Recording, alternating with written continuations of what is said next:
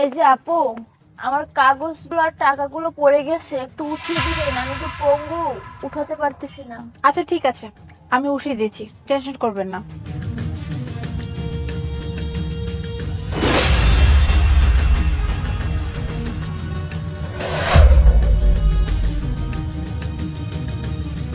এই যে নিন।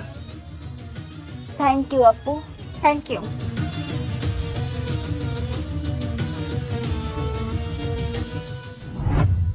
শালা বুঝলাম না, ভার্সিটির সামনে দাঁড়াইছি বাট কেউ নাই।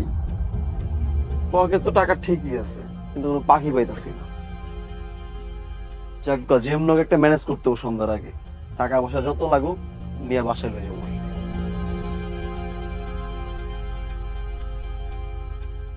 একটা কেস 20,000 টাকা, নাম্বারও দেয়া 0177।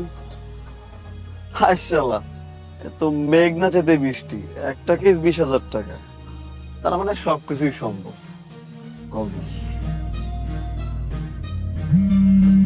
কি ব্যাপার, এখন আবার কে কল দিল? ফোনটা উঠা না কেন? Hello, hello madam. কে বলছেন আপনি? আরে ম্যাডাম, আমাকে চিনলেন না? আমি এই তো আপনার আশিক বলতেছি।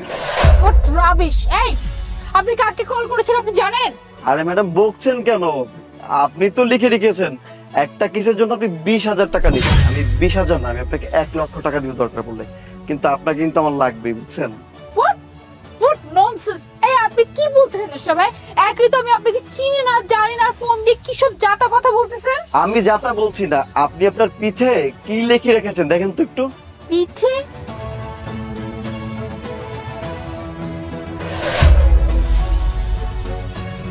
What rubbish!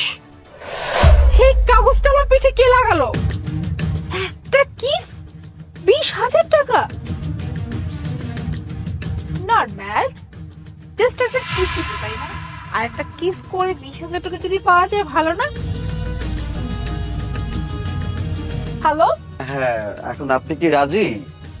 জি, আমি রাজি, তবে আমার একটা কন্ডিশন আছে। হ্যাঁ বলুন।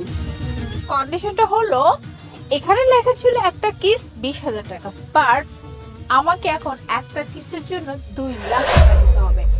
আর এই 2,00,000 টাকার বদলে শুধু কিস না, চাইলে আপনি অন্য কিছু করতে পারেন। তাহলে তো কোনো সমস্যা নেই। আচ্ছা আমি রাজি। আচ্ছা ম্যাডাম, আপনি একটা কাজ করুন, আপনি এইমাত্র বিজিএমই এর পিছনের রাস্তা দিয়ে হেঁটে গিয়েছিলেন না, এই রাস্তা দিয়ে আবার পিছনে হেঁটে আসুন, দেখবেন একটা সাদা গাড়ি দাঁড়িয়ে আছে। আমি এই গাড়ির ভিতরেই আছি। ওকে ঠিক আছে, আমি এখন আসতেছি। আচ্ছা আসুন।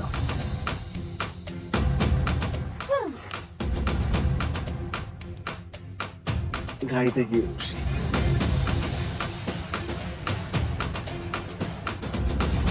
এইটাই তো বিজিএমই।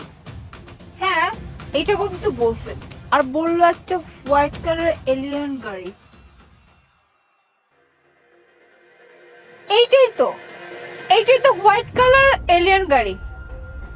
এইটার মধ্যে তাহলে উনি আছে, চাই।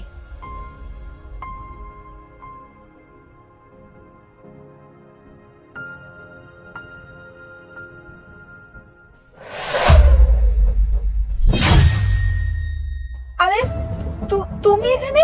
কেন অবাক হচ্ছ? না মানে আমি তো এখানে আসলে আমার একটা ফ্রেন্ডের সাথে দেখা করতে আসছিলাম। আচ্ছা, তোমার ফ্রেন্ড নাকি আমার ফ্রেন্ড?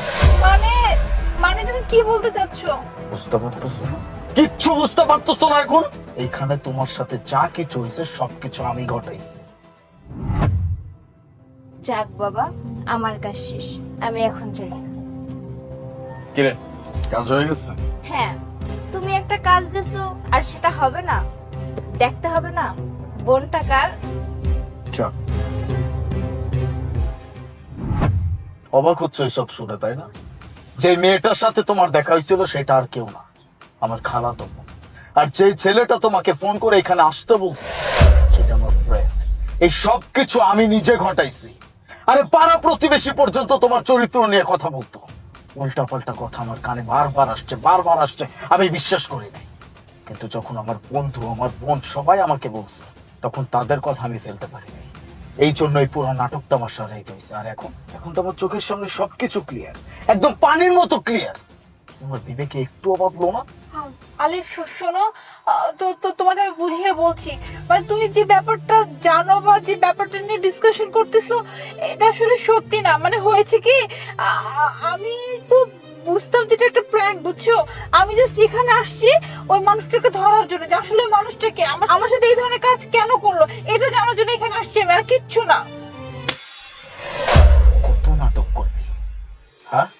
বলদ পাইছিস আমাকে, যা ইচ্ছা বুঝাবি আমি তাই বুঝবো। হ্যাঁ, একটা সময় বুঝছি, কারণ তোকে আমি ভালোবাসছি, কিন্তু তুই সেই ভালোবাসার মর্যাদা রাখতে পারিসনি। বিশ্বাসঘাতকতা করছিস তুই আমার সাথে, প্রতারণা করছিস আমার সাথে। কেন করলি এরকম? কিসের কমতি ছিল? ভালোবাসার কমতি ছিল? টাকা পয়সার কমতি ছিল? যখন যেটা বলছিস সেটা পূরণ করছি, যা ডিমান্ড করছিস সবকিছু চোখের সামনে এনে হাজির করে দিচ্ছি। তারপরে ওই রকম নিকৃষ্ট কাজ করতে তোর বিবেকে বাঁধলো না? আমি কাকে কি বলতেছি? এতটুকু বিবেক বোধ থাকলে কখনো এই কাজটা করতি না। অনেক হয়েছে, তোর মতো মেয়ের সাথে আর এক মুহূর্ত না। আমি আর তোর সাথে সংসার করতে চাই না। আরে শোনো, আমি মানছি আমি যে ভুল করেছি এই ভুলের কোনো ক্ষমা হয় না। আমি খুব জঘন্য একটা ভুল করে ফেলছি, কিন্তু দেখো আলিফ, আমি তবু তোমার কাছে হাত জোর করে ক্ষমা চাচ্ছি, প্লিজ আমাকে ক্ষমা করে দাও। আমি তোমাকে কথা দিচ্ছি আজকের পর থেকে আমি এমন কোনো ভুল আর কখনো করবো না, প্লিজ। আমি তো তোমার ওয়াইফ, বলো তুমি আমাকে ছেড়ে দিলে আমি কিভাবে থাকবো বলো? সেই সুযোগটা দিলে তো করবি। আর কি বললি? ভুল হয়ে গেছে। এত বড় একটা অন্যায় করে, পাপ করে, আমার সাথে প্রতারণা করে সেটাকে ভুল বলে চালাচ্ছিস। তোর এই অন্যায়ের কোনো ক্ষমা হইতে পারে না। I want divorce. Divorce letter সময় মতো আমি পৌঁছাই। যা এখন আমার চোখের সামনে থেকে এই মুহূর্তে চলে যাবে, যা।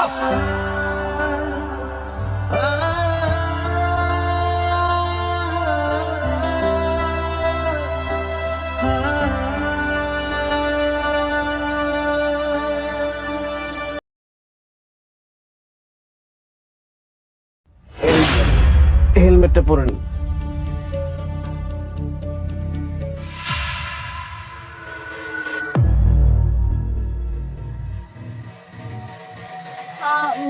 ভাইয়া আমি না এখন যাব না, আমি একটু পরে যাব, আমার একটু প্রবলেম আছে। কি বলছেন ম্যাডাম?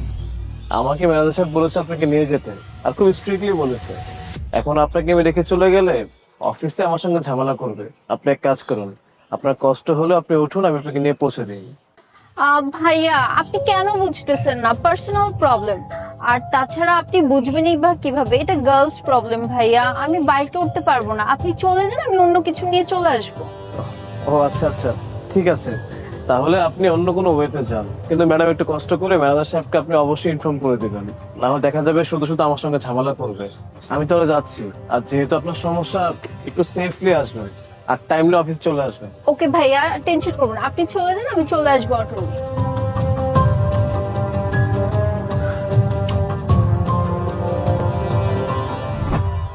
জি ভাইয়া চলুন। ম্যাডাম চলে এসেছেন? চলুন ম্যাডাম। ম্যাডাম আমার ব্যাগে একটা পানির বোতল আছে, একটু কষ্ট করে আমার হাতে দিবেন। ও আচ্ছা দিচ্ছি।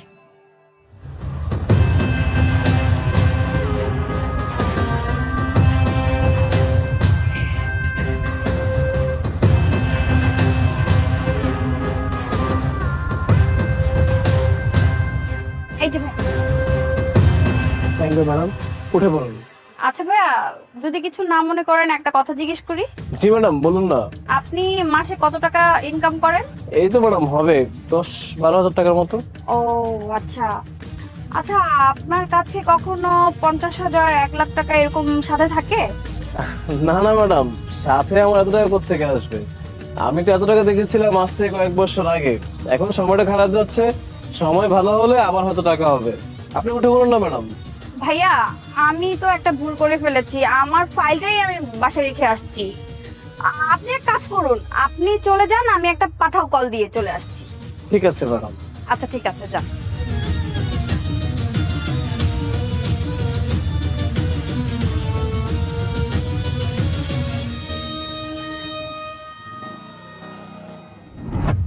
ভাইয়া চলেন। ভাই যাবো তো।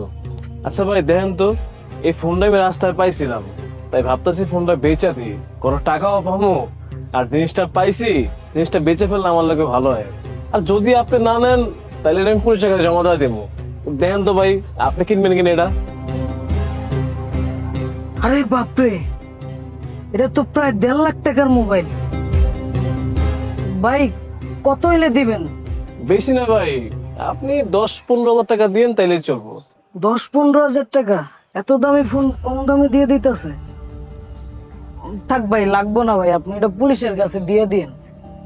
কি কোন ভাই, পুলিশের কাছে দিয়ে দিব? মানে আপনি তো অনেক কম দামে পাইছেন ভাই। আর আমি তো চালাইতে পারি না এই ফোন, মানে কেমনে চালা আমি কইতে পারি না। আমি পারলে তো আমিই চালাইতাম। তো এটা বুঝতেছি যে ফোনটা মোটামুটি দামি আছে, আপনি কম দামে পাইছেন ভাই, নিয়ে নেন। এরকম সুযোগ তো সবসময় আসবে না। না না ভাই, আমি ফোন নিবো না ভাই। আমি যাই না শুই না কারো কখনো ক্ষতি করি না ভাই। আর এই ফোনটা যার হারাইছে সে তো ফোনটা খুঁজতেছে ভাই। আর ওই ফোনের মধ্যে তো কোনো ডকুমেন্ট তো থাকতে পারে ইম্পর্টেন্ট। ভাই আপনি এটা পুলিশের কাছে দিয়ে দেন ভাই। যে যায় না শুই না কারো ক্ষতি করে, ওই ক্ষতিটা ভাই নিজের কাছে ঘুরে ফিরে আসে। আমি আমারও ক্ষতি করতে পারবো না, অন্য কারো ক্ষতি করতে পারবো না। আর ভাই ফোনটা আমার কিন্তু পছন্দ হয়েছে, কিন্তু আমার যখন সামর্থ্য হইব না আমি এরকম একটা ফোন কিনবো ভাই, নিজের মেহনতের টাকা দিয়া। চলেন ভাই, কিন্তু কারো ক্ষতি করতে পারবো না আমি।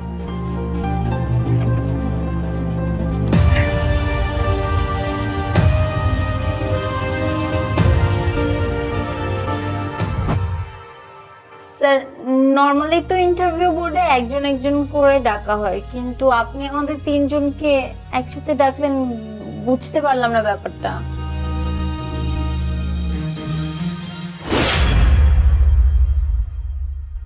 How are you? ভালো আছেন আপনারা? আপনি? অবাক হচ্ছেন তাই না, যে আমি যে লোকটা আপনাদেরকে অফিস ট্রান্সপোর্ট সার্ভিস দিচ্ছিলাম, এখন সেই লোকটা চেয়ারে কি করছে? একটা কথা কি, ইন্টারভিউ দিতে আসছেন চাকরির জন্য, শিক্ষা নিয়ে এসছেন, কিন্তু মূলত যে শিক্ষাটা আপনাদের মধ্যে থাকার দরকার, সেই শিক্ষাটা আপনাদের 3 জনের মধ্যে 2 জনের মধ্যেই নেই, একজনের মধ্যে আছে। হয়তো আমার কথা বুঝতেই পারছেন যে আমি কার কথা বলছি। অবশ্য না বোঝা স্বাভাবিক, কারণ যে যার যার মনের খবর খুব ভালো করে জানেন। চাকরি করতে এসছেন আমার কোম্পানিতে, আপনারা জব করবেন। যে মানুষগুলো কিনা কিছু টাকা লোভ সামলাতে পারে না, সেই মানুষগুলো যখন একসাথে কোটি কোটি টাকা দেখবে, তখন কি করে লোভ সামলাবে? তখন লোভ সামলাতে না পেরে একটা সময় আমার কোম্পানিকে অন্য কোম্পানির কাছে হ্যান্ড ওভার করে দেবে। এমন লোককে আমি কখনোই আমার কোম্পানিতে অ্যাপ্রুভ করবো না। যে কাজগুলো আপনারা করেছেন সেই কাজগুলো করে কারা জানেন? যাদের মধ্যে লোভ লালসা দিয়ে ভরা। আর আমি এটা বুঝতে পারছি যে আমার সামনে এখন যে মানুষগুলো দাঁড়িয়ে আছে, সেই মানুষগুলোর মধ্যে একটা মানুষ ছাড়া বাকি 2টা মানুষ অসম্ভব লেভেলের লোভী। স্যার, আমরা এমন কি করেছি যে আমাদেরকে আপনি লুবি বলছেন? জাস্ট শাট আপ, একটা কথা হবে না। চোরের মুখে বড় কথা না। আপনার মনে আছে সকালে যখন আপনাকে আমি পিক করতে গিয়েছিলাম, তখন আপনাকে আমি বলেছিলাম যে আমার ব্যাগে একটা পানির বোতল আছে আর সেখানে কিছু টাকাও ছিল। আপনি যখন টাকাটা দেখলেন তখন আমাকে কি বললেন? যে আপনি বাসায় ভুলে ফাইলটা রেখে এসেছেন, সেজন্য আপনি আমার সার্ভিসটা অ্যালাউ করতে পারছেন না, আপনি অন্য একটা পাঠাও নিয়ে চলে আসবেন। আচ্ছা, কিছু টাকা লোভ সামলাতে কি খুব কষ্ট হয়ে যাচ্ছিল? আরে যে আসল শিক্ষাটা মানুষের মধ্যে থাকা প্রয়োজন, সেই শিক্ষাটাই তো আপনাদের 2 জনের মধ্যে নেই, যেটাই ওর মধ্যে পেয়েছে। আপনারা 2 জন টাকা দেখে লোভ সামলাতে পারলেন না, আপনারা টাকা দেখে নিজেকে বিক্রি করে দিলেন নিজের মনুষ্যত্বের কাছে। আর এই লোকটার কাছে আমি আপনাদের থেকে দামি একটা ফোন নিয়ে গিয়েছিলাম। সে আমাকে বলেছে যে সে অন্য কারো ক্ষতি করে নিজের ভালো করতে চায় না। তার যদি দামি ফোন চালানোর ইচ্ছাই থাকে, সে মেহনত টাকা দিয়ে কিনবে। বুঝতে পারছেন? কথাটা তো ছোট, কিন্তু এই কথার ওজনটা অনেক বেশি, অনেক ভারী, যেটার মর্ম আপনারা 2 জন বুঝবেন না। শুনুন, আমি আমার অফিসে এমন এমপ্লয়ি চেয়েছি যে কিনা আমার অফিসটাকে নিজের মনে করবে, আমার অফিসের প্রত্যেকটা মালামাল সে নিজের মনে করবে, কিন্তু আপনাদের মধ্যে সেই জিনিসটা নেই। তো আমি আপনাদের 2 জনকে এই অফিসে অ্যালাউ করতে পারলাম না। এই মুহূর্তে আমার চোখের সামনে থেকে বেরিয়ে যান, জানো উচিত। স্যার প্লিজ, আমাদের না চাকরিটা খুব দরকার স্যার, আমাদেরকে বের করে দিবেন না। যদি চাকরির খুব বেশি দরকার হয় তাহলে কি মনুষ্যত্ব ঠিক করো। যখন আপনার মনোযোগ ঠিক হয়ে যাবে তখন আমার থেকেও ভালো কোনো কোম্পানিতে অবশ্যই আপনাদের চাকরি হবে। আর হ্যাঁ, সকালে আপনারা যে টাকা লোভ করেছিলেন সেই টাকাগুলো সম্পূর্ণ নকল ছিল। Get lost, get lost.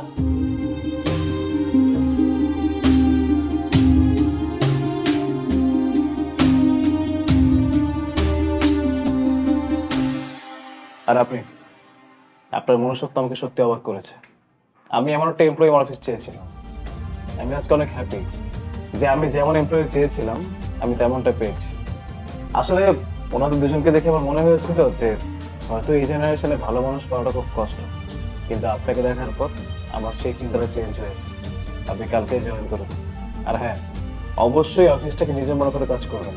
কখনো ভাববেন না যেটা আমার অফিস, আপনি আসলেন চলে গেলেন, এভাবে কাজ করলে হবে না।